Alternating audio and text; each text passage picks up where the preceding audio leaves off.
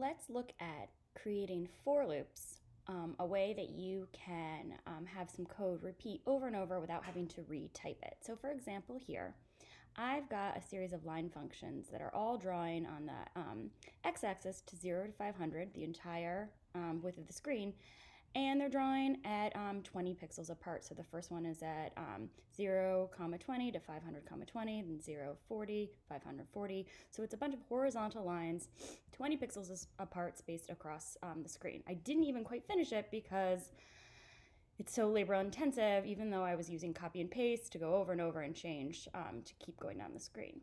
So there's a very quick way you can do this without having to write that line function over and over and over again. And it's good for anything that's repetitive, that has a kind of pattern to the way it's used or spaced out, or also it could be very useful using the random function, which we'll get into in a later video. So the syntax is a little different than what we've seen before, mostly because it's going to use something called a local variable. Variables that we've seen up until now, we've been declaring and usually initializing up at the top of the screen.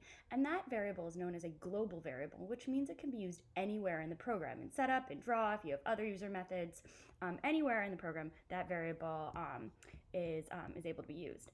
A for loop uses what's known as a local variable, a variable that can just be used in a very particular spot in that program.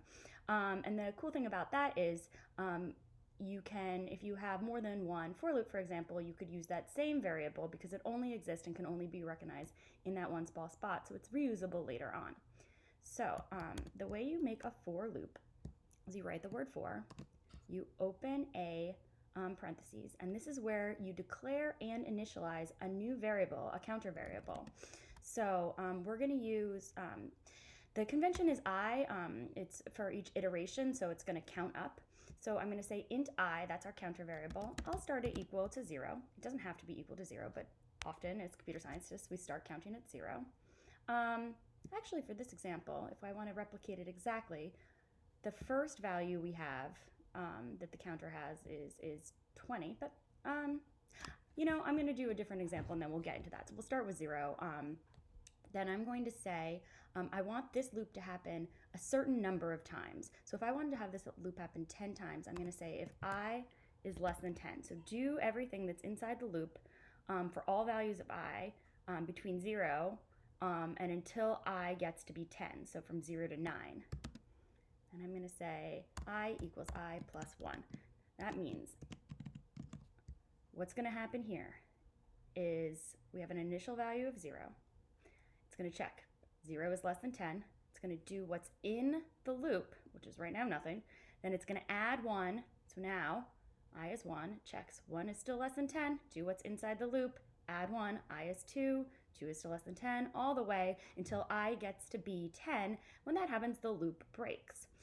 So for a clear example of sort of how this happens, I'm actually going to use the text function. And just so we can see it, I'm going to make sure that we've got a text size 24, not 254. And I'm going to make my background black so we can actually see this text, which will be white. I'm going to display the value of I, and I'll put it right in the middle of the screen.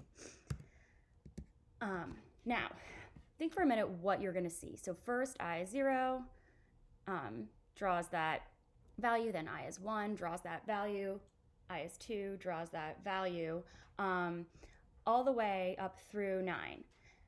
This for loop happens. Now, draw is looping through. Draw is a kind of loop. It loops through at a very particular frame rate, about 60 times a second. This for loop, however, is going to happen each time draw loops through. So this entire loop is going to happen also 60 times a second. So it's going to do this all of this before looping through a second time.